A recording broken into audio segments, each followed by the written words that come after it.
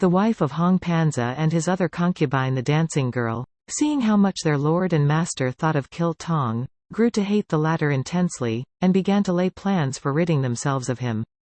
They called some mutang, or sorceresses, and explained to them that their happiness was disturbed by this son of a rival, and that peace could only be restored to their hearts by the death of this youth. The witches laughed and said, "Never mind. There is an old woman who lives by the east gate, tell her to come and prejudice the father. She can do it, and he will then look after his son." The old hag came as requested. Hong Panza was then in the women's apartments, telling them of the wonderful boy, much to their annoyance. A visitor was announced, and the old woman made a low bow outside. Hong Panza asked her what her business was, and she stated that she had heard of his wonderful son, and came to see him, to foretell what his future was to be.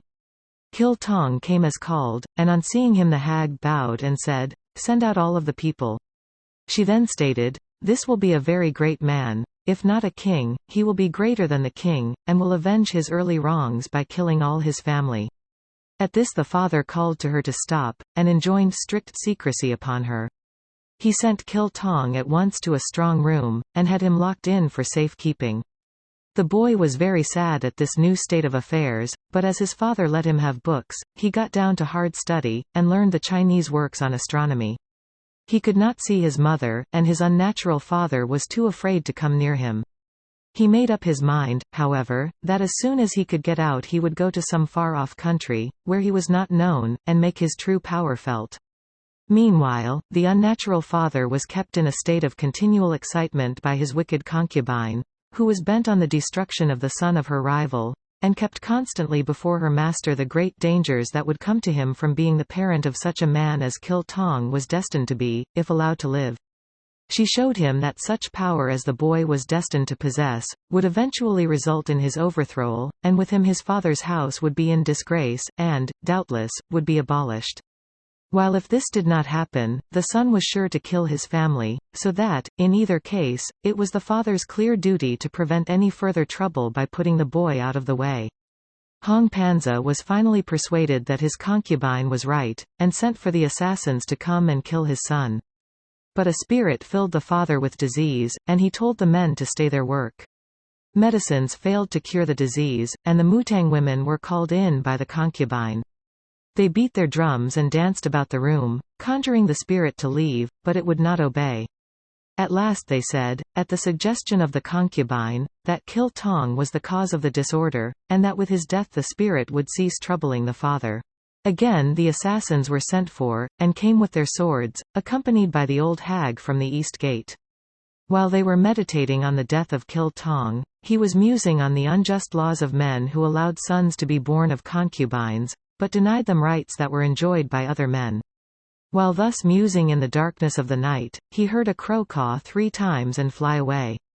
"This means something ill to me," thought he, and just then his window was thrown open, and in stepped the assassins. They made at the boy, but he was not there. In their rage they wounded each other, and killed the old woman who was their guide.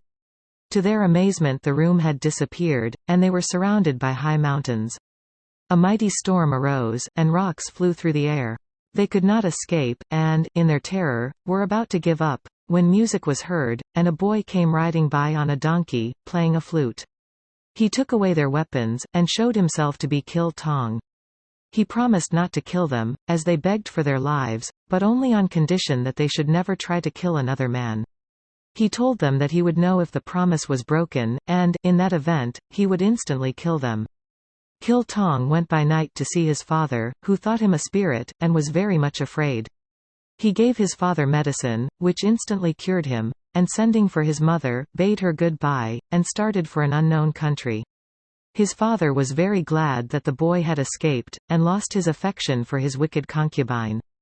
But the latter, with her mistress, was very angry, and tried in vain to devise some means to accomplish their evil purposes. Gil-dong, free at last, journeyed to the south, and began to ascend the lonely mountains. Tigers were abundant, but he feared them not, and they seemed to avoid molesting him. After many days, he found himself high up on a barren peak enveloped by the clouds, and enjoyed the remoteness of the place, and the absence of men and obnoxious laws. He now felt himself a free man, and the equal of any, while he knew that heaven was smiling upon him and giving him powers not accorded to other men. Through the clouds at some distance he thought he espied a huge stone door in the bare wall of rock. Going up to it, he found it to be indeed a movable door, and, opening it, he stepped inside, when, to his amazement, he found himself in an open plain, surrounded by high and inaccessible mountains. He saw before him over 200 good houses, and many men, who, when they had somewhat recovered from their own surprise, came rushing upon him, apparently with evil intent. Laying hold upon him they asked him who he was, and why he came trespassing upon their ground. He said, "I am surprised to find myself in the presence of men. I am but the son of a concubine, and men, with their laws, are obnoxious to me. Therefore, I thought to get away from man entirely, and, for that reason, I wandered alone into these wild regions. But who are you, and why do you live in this lone spot? Perhaps we may have a kindred feeling." "We are called thieves," was answered, "but we only despoil the hated official class of some of their ill-gotten gains. We are willing to help the poor unbeknown, but no man can enter our stronghold and depart alive, unless he has become one of us. To do so, however, he must prove himself to be strong in body and mind. If you can pass the examination and wish to join our party, well and good, otherwise you die." This suited Gil-dong immensely, and he consented to the conditions. They gave him various trials of strength, but he chose his own. Going up to a huge rock on which several men were seated, he laid hold of it and hurled it to some distance, to the dismay of the men, who fell from their seat, and to the surprised delight of all. He was at once installed a member, and a feast was ordered. The contract was sealed by mingling blood from the lips of all the members with blood similarly supplied by Gil-dong. He was then given a prominent seat and served to wine and food. Gil-dong soon became desirous of giving to his comrades some manifestation of his courage. An opportunity presently offered. He heard the men bemoaning their inability to despoil a large and strong Buddhist temple not far distant.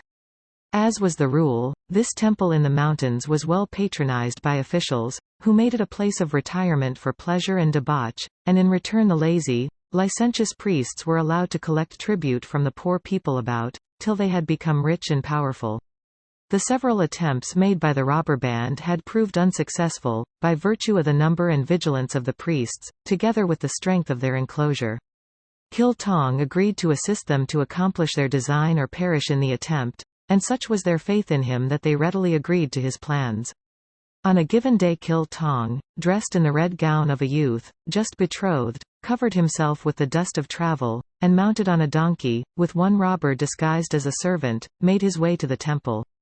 He asked on arrival to be shown to the head priest, to whom he stated that he was the son of Hong Panza, that his noble father, having heard of the greatness of this temple, and the wisdom of its many priests, had decided to send him with a letter, which he produced, to be educated among their numbers. He also stated that a train of 100 ponies loaded with rice had been sent as a present from his father to the priest, and he expected they would arrive before dark, as they did not wish to stop alone in the mountains, even though every pony was attended by a groom, who was armed for defense. The priests were delighted, and having read the letter, they never for a moment suspected that all was not right. A great feast was ordered in honor of their noble scholar, and all sat down before the tables, which were filled so high that one could hardly see his neighbor on the opposite side. They had scarcely seated themselves and indulged in the generous wine, when it was announced that the train of ponies laden with rice had arrived. Servants were sent to look after the tribute, and the eating and drinking went on. Suddenly Gil-dong clapped his hand over his cheek with a cry of pain, which drew the attention of all. When, to the great mortification of the priests, he produced from his mouth a pebble, previously introduced on the sly, and exclaimed, "Is it to feed on stones that my father sent me to this place? What do you mean by setting such rice before a gentleman?" The priests were filled with mortification and dismay, and bowed their shaven heads to the floor in humiliation. When at a sign from Gil-dong, a portion of the robbers, who had entered the court as grooms to the ponies, seized the bending priests and bound them as they were. The latter shouted for help, but the other robbers, who had been concealed in the bags, which were supposed to contain rice, seized the servants, while others were loading the ponies with jewels, rice, cash and whatever of value they could lay hands upon. An old priest who was attending to the fires, seeing the uproar, made off quietly to the yamen nearby and called for soldiers. The soldiers were sent after some delay, and Gil-dong, disguised as a priest, called to them to follow him down a by-path after the robbers. While he conveyed the soldiers over this rough path, the robbers made good their escape by the main road, and were soon joined in their stronghold by their youthful leader, who had left the soldiers groping helplessly in the dark among the rocks and trees in a direction opposite that taken by the robbers. The priests soon found out that they had lost almost all their riches, and were at no loss in determining how the skillful affair had been planned and carried out. Gil-dong's name was noised abroad, and it was soon known that he was heading a band of robbers, who, through his assistance, were able to do many marvelous things. The robber band were delighted at the success of his first undertaking, and made him their chief, with the consent of all. After sufficient time had elapsed for the full enjoyment of their last and greatest success, Gil-dong planned a new raid. The governor of a neighboring province was noted for his overbearing ways and the heavy burdens that he laid upon his subjects. He was very rich, but universally hated, and Gil-dong decided to avenge the people and humiliate the governor, knowing that his work would be appreciated by the people, as were indeed his acts at the temple.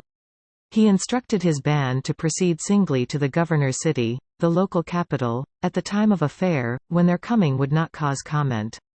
At a given time a portion of them were to set fire to a lot of straw-thatched huts outside the city gates, while the others repaired in a body to the governor's yamen. They did so. The governor was borne in his chair to a place where he could witness the conflagration, which also drew away the most of the inhabitants. The robbers bound the remaining servants, and while some were securing money, jewels, and weapons, Gil-dong wrote on the walls, "The wicked governor that robs the people is relieved of his ill-gotten gains by Gil-dong, the people's avenger." Again the thieves made good their escape, and Gil-dong's name became known everywhere. The governor offered a great reward for his capture, but no one seemed desirous of encountering a robber of such boldness. At last the king offered a reward after consulting with his officers. When one of them said he would capture the thief alone, the king was astonished at his boldness and courage, and bade him be off and make the attempt. The officer was called the Pachong. He had charge of the prisons, and was a man of great courage. The Pachong started on his search, disguised as a traveler. He took a donkey and servant, and after traveling many days he put up at a little inn, at the same time that another man on a donkey rode up. The latter was Gil-dong in disguise, and he soon entered into conversation with the man, whose mission was known to him. "Igu," said Gil-dong, as he sat down to eat, "this is a dangerous country. I have just been chased by the robber Gil-dong till the life is about gone out of me." "Gil-dong, did you say?" remarked Pachong. "I wish he would chase me. I am anxious to see the man of whom we hear so much." "Well, if you see him once you will be satisfied," replied Gil-dong. "Why?" asked the Pachong. "Is he such a fearful-looking man as to frighten one by his aspect alone?" "No, on the contrary, he looks much as do ordinary mortals." "But we know he is different, you see." "Exactly," said the Pachong. "That is just the trouble. You are afraid of him before you see him. Just let me get a glimpse of him, and matters will be different, I think." "Well," said Gil-dong, "you can be easily pleased, if that is all, for I dare say if you go back into the mountains here you will see him, and get acquainted with him too." "That is good. Will you show me the place?" "Not I have seen enough of him to please me. I can tell you where to go, however, if you persist in your curiosity," said the robber. "Agreed," exclaimed the officer. "Let us be off at once lest he escapes. And if you succeed in showing him to me, I will reward you for your work and protect you from the thief." After some objection by Gil-dong, who appeared to be reluctant to go, and insisted on at least finishing his dinner, they started off, with their servants, into the mountains. Night overtook them, much to the apparent dismay of the guide, who pretended to be very anxious to give up the quest. At length, however, they came to the stone door, which was open. Having entered the robbers' stronghold, the door closed behind them, and the guide disappeared, leaving the dismayed officer surrounded by the thieves. His courage had now left him, and he regretted his rashness. The robbers bound him securely and led him past their miniature city into an enclosure surrounded by houses which, by their bright colors, seemed to be the abode of royalty. He was conveyed into a large audience chamber occupying the most extensive building of the collection, and there, on a sort of throne, in royal style, sat his guide. The Pachang saw his mistake, and fell on his face, begging for mercy. Gil-dong upbraided him for his impudence and arrogance and promised to let him off this time. Wine was brought, and all partook of it. That given to the officer was drugged, and he fell into a stupor soon after drinking it. While in this condition he was put into a bag and conveyed in a marvelous manner to a high mountain overlooking the capital. Here he found himself upon recovering from the effects of his potion, and not daring to face his sovereign with such a fabulous tale, he cast himself down from the high mountain, and was picked up dead, by passers-by, in the morning. The trouble was in each case attributed to Gil-dong, and the fact that he was reported as being in 8 far-removed places at the same time caused great consternation. Official orders were issued to each of the 8 governors to catch and bring to the city, at once, the robber Gil-dong. These orders were so well obeyed that upon a certain day soon after, a guard came from each province bringing Gil-dong, and there in a line stood 8 men alike in every respect. The king on inquiry found that Gil-dong was the son of Hong Panza, and the father was ordered into the royal presence. He came with his legitimate son, and bowed his head in shame to the ground. When asked what he meant by having a son who would cause such general misery and distress, he swooned away, and would have died had not one of the Gil-dongs produced some medicine which cured him. The son, however, acted as spokesman, and informed the king that Gil-dong was but the son of his father's slave, that he was utterly incorrigible, and had fled from home when a mere boy. When asked to decide as to which was his true son, the father stated that his son had a scar on the left thigh. Instantly each of the 8 men pulled up the baggy trousers and displayed a scar. The guard was commanded to remove the men and kill all of them, but when they attempted to do so the life had disappeared, and the men were found to be only figures in straw and wax. Soon after this a letter was seen posted on the palace gate, announcing that if the government would confer upon Gil-dong the rank of Panza, as held by his father, and thus remove from him the stigma attaching to him as the son of a slave, he would stop his depredations. This proposition could not be entertained at first, but one of the council suggested that it might offer a solution of the vexed question, and they could yet be spared the disgrace of having an officer with such a record. For, as he proposed, men could be so stationed that when the newly appointed officer came to make his bow before His Majesty, they could fall upon him and kill him before he arose. This plan was greeted with applause, and a decree was issued conferring the desired rank, proclamations to that effect being posted in public places, so that the news would reach Gil-dong. It did reach him, and he soon appeared at the city gate. A great crowd attended him as he rode to the palace gates, but knowing the plans laid for him, as he passed through the gates and came near enough to be seen of the king, he was caught up in a cloud and borne away amid strange music, wholly discomfiting his enemies. Some time after this occurrence the king was walking with a few eunuchs and attendants in the royal gardens. It was evening time, but the full moon furnished ample light. The atmosphere was tempered just to suit. It was neither cold nor warm, while it lacked nothing of the bracing character of a Korean autumn. The leaves were blood red on the maples. The heavy cloak of climbing vines that enshrouded the great wall nearby was also beautifully colored. These effects could even be seen by the bright moonlight, and seated on a hillside the royal party were enjoying the tranquility of the scene, when all were astonished by the sound of a flute played by someone up above them.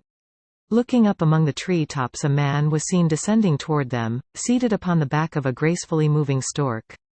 The king imagined it must be some heavenly being, and ordered the chief eunuch to make some proper salutation. But before this could be done, a voice was heard saying, "Fear not, O king.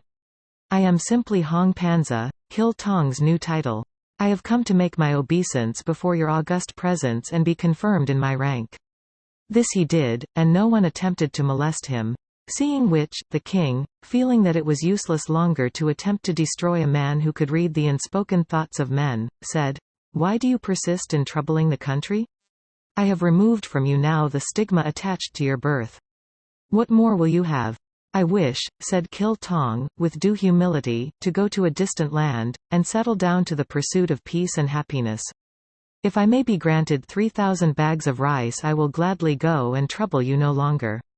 But how will you transport such an enormous quantity of rice? asked the king. "That can be arranged," said Gil-dong. "If I may be but granted the order, I will remove the rice at daybreak." The order was given. Gil-dong went away as he came, and in the early morning a fleet of junks appeared off the royal granaries, took on the rice, and made away before the people were well aware of their presence. Gil-dong now sailed for an island off the west coast. He found one uninhabited, and with his few followers he stored his riches, and brought many articles of value from his former hiding places.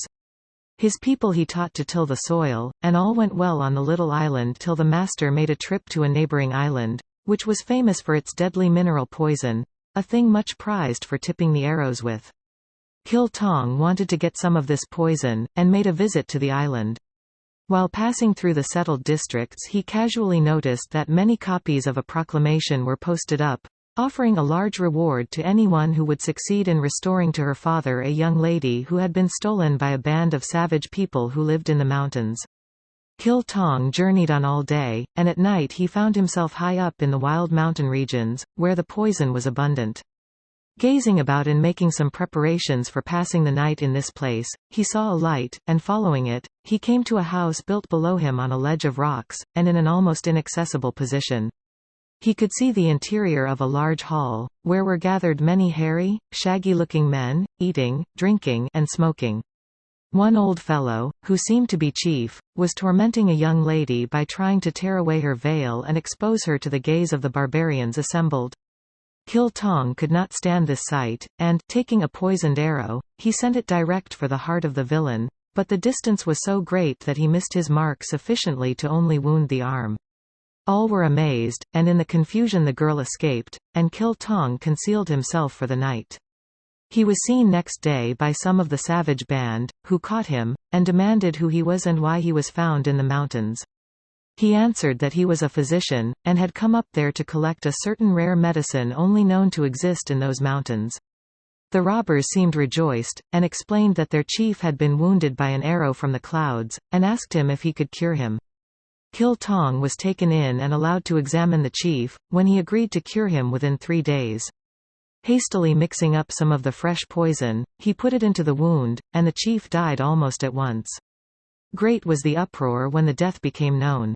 All rushed at the doctor, and would have killed him, but Gil-dong, finding his own powers inadequate, summoned to his aid his old friends the spirits Ki-sin, and swords flashed in the air, striking off heads at every blow, and not ceasing till the whole band lay weltering in their own blood.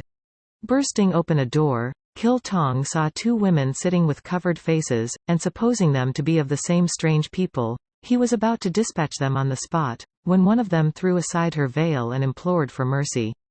Then it was that Gil-dong recognized the maiden whom he had rescued the previous evening.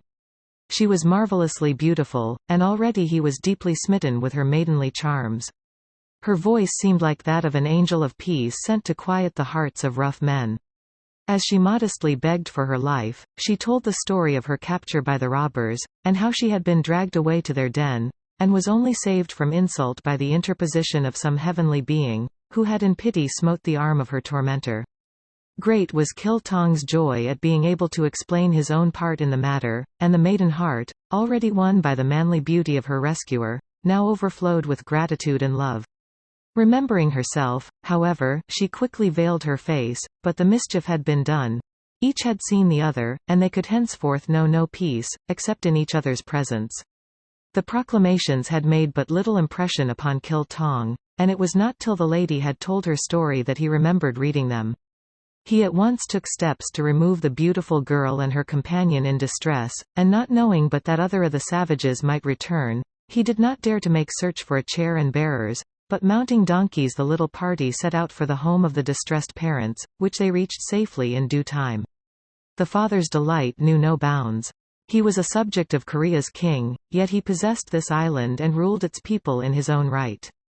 And calling his subjects, he explained to them publicly the wonderful works of the stranger, to whom he betrothed his daughter, and to whom he gave his official position. The people indulged in all manner of gay festivities in honor of the return of the lost daughter of their chief, in respect to the bravery of Gil-dong, and to celebrate his advent as their ruler. In due season the marriage ceremonies were celebrated, and the impatient lovers were given to each other's embrace. Their lives were full of happiness and prosperity. Other outlying islands were united under Gil-dong's rule, and no desire or ambition remained ungratified.